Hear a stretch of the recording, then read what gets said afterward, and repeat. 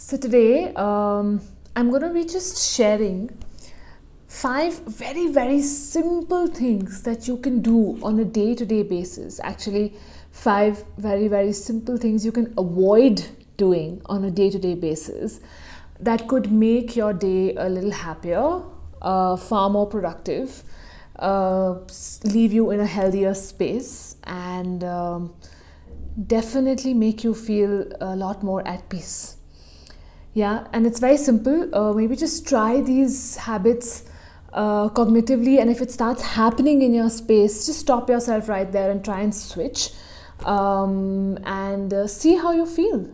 Because on the face of it, they might seem very simple, but when we actually realize how often we do them at times, we will surprise ourselves. Yeah. So 5 toxic habits that you can easily avoid on a day-to-day basis, which will make your day a lot healthier and happier. So let's go. So the first habit that you need to avoid on a day-to-day basis for the next 3 weeks is avoid your self-critical talk that goes on in your head. Check the number of times in the day you talk to yourself in a harsh manner. Check how many times do you tell yourself, oh my God, how could I do this? I'm useless. I'm really no good. I should have done this better.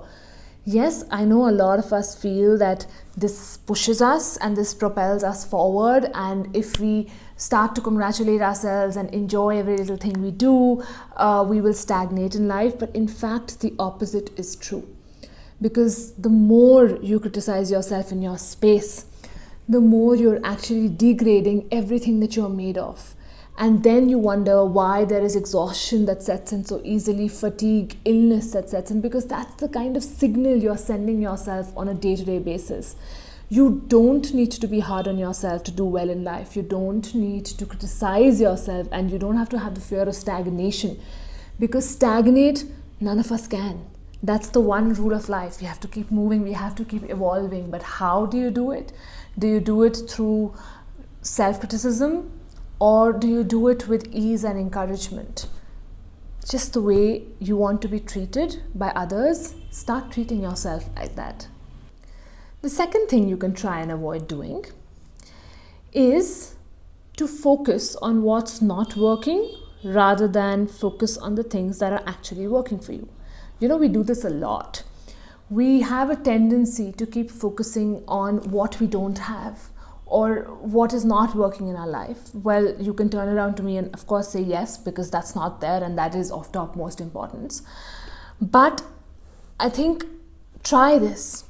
Instead, shift your focus on what you do have and what is working in life. Do that consciously on a day-to-day basis. The moment you step into the realm of worrying about what is not there, what's not happening, try to find an aspect in your life that is working. Magnify that, because I think by now all of us understand that where our thoughts go the maximum, that is what magnifies our reality. So then why are you magnifying your worries? Why don't you actually focus on what could be working and magnify that? Because once that magnifies, what is not happening will also get filled up. So for instance, if we are constantly worrying about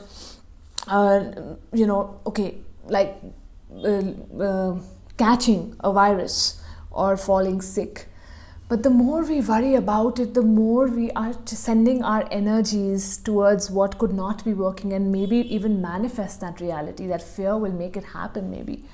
Why don't we focus on what we have? A healthy body, good food to eat, a house to live in, the fact that maybe we are maintaining a quarantine or social distancing, or the fact that we exercise. So focus on what is working and what you have, rather than keeping the focus on what's not.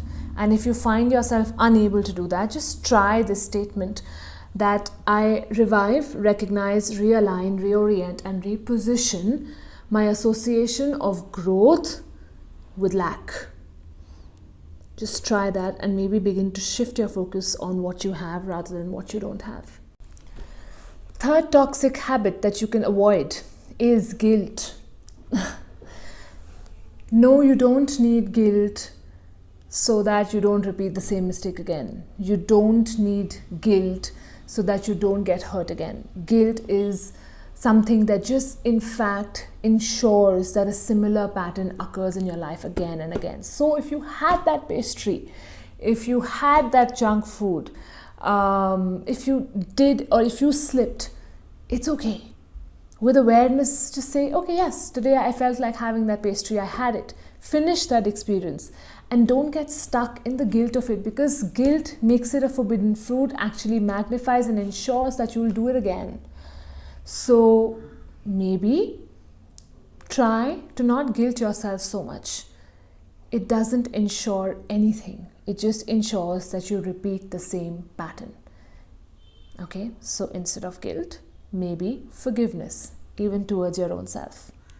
The fourth habit that I find a lot of us doing actually is substituting those activities, those things that give you joy and happiness for those activities that help you survive in life.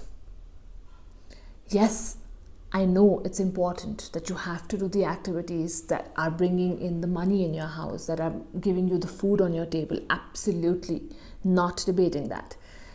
But do take some time out to find and discover and stick and sustain those activities also, which give you inner joy, inner peace and happiness. Imagine running or driving a car with no fuel. It's not going to work, right? Beyond a point, you have to keep refueling the car. But your joy, your happiness, and those activities that give you that fulfillment are your fuel as well. It's not just survival that's our fuel. Survival is the end, yes. But the means to doing that is for you to be fueled, to be fulfilled. So maybe try to take out time every day to do something or the other that gives you joy and happiness. And don't just take all of that away, because this actually links to the third point also, that sometimes we also feel guilty of giving ourselves so much happiness. And so when we see that the world around is so worried and they're so sad and they're so upset, you're like, how can I do things which give me happiness, which give me joy? And then you slowly start depriving yourself of it. So just check in your space, that are you operating out of a guilt of even keeping yourself joyous, fueled, happy, and then as a result spreading that to other people? Are you succumbing to the outside worries and just letting yourself also fall into a hollow of a quicksand because maybe people around you are worried? But just know that it takes one person who's centered, who's happy, who's joyous, who's peaceful, to spread it to 10 people around you. The fifth thing that you can avoid doing on a day-to-day basis, and it's quite closely linked to actually my first point, is that the fact that you are not okay to be imperfect, and that you're not okay to live or be in a so-called imperfect environment. Because when we put pressure on ourselves to not make a single mistake, to be correct, to be right all the time, we're also invariably putting the same pressure on the people around us. Okay? And whatever said and done, I don't think anyone can match up to the perfection we set for certain things and tasks that we feel we are good at, right? So then obviously people are always going to fall short of your expectations. And so then you set yourself up for disappointment. And then you take up the responsibility and you're like, okay, let me only do it. I'm only good enough to do this.